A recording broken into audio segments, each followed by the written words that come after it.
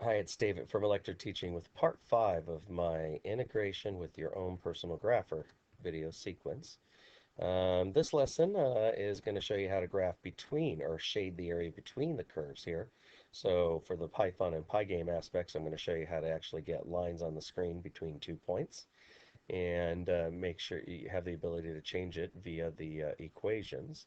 So let's see, I haven't really finished testing everything from the last video sequence. I wanted to try an upside down or some graph that's below the curve. Let's do like a sine wave. Sine x minus, I don't know, 4 down. So that should be a lot down. Hit enter. Hit I to integrate. Let's go from -2 to 3.5 and let's see what happens when I hit A. It works. It still does graph from point to point, whether the graph is above or below. That's pretty cool.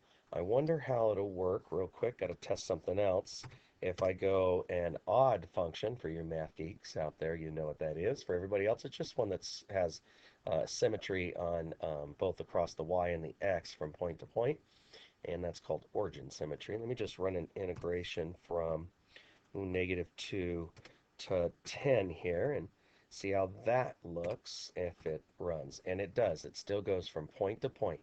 And in mathematics, in integration, this will have a positive area and a negative area. So the sum of the area will be a little bit less than the actual areas between these curves here. It's an interesting little part of integration versus area between.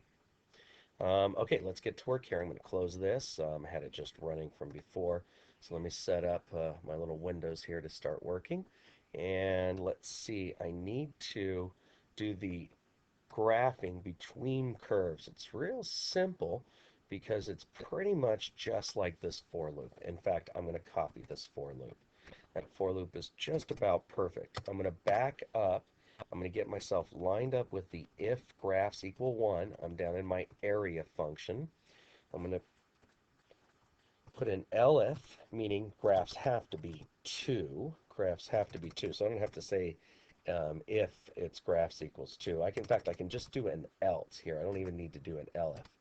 And let's put a little comment. In fact, I forgot to write a comment on up here on this one. So this comment right here is, excuse me, to shade between curve and x-axis. And the next one is to shade between curves, to be more specific. And then that up here, graphing the area with red lines would be basically what I'm doing in the whole entire function here. All right, paste in. Oh, it didn't get indented right. Nice little trick here is if you highlight it all and hit tab, it'll get it all indented perfectly. And let's see, x min value, still the same, still the same.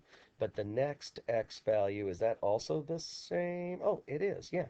So I'm just keeping x and next x still the same because I'm graphing between, graphing vertical lines, so the x values don't change. The y value will be the evaluation of EQ, position 1. Yep, there's nothing wrong there. Position 1 is still the same. Position 2 requires a new y value though. And the y value it uses, I'm going to use ny because I'm using ny down here, is going to be the evaluation of EQ2. EQ2.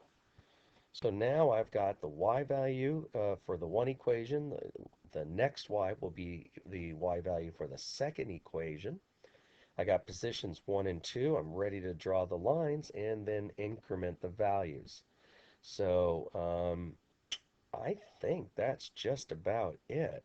I kind of wonder what happens if one equation is above the other and the other one is below, or they switch.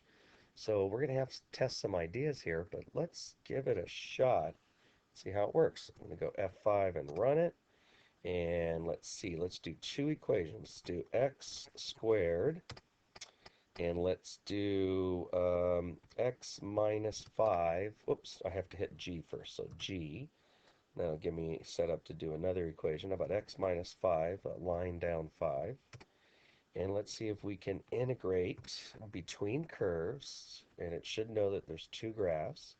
Let's go from -1 2, hit enter to maybe, I don't know, 5, and hit A, and it seems to work. It worked perfectly. So let's do Q, and let's try one that has a change where it's a little above and a little below. How about X cube? X cube has a nice section below the curve, below the x-axis, so negative output in the y value and positive output in the y value.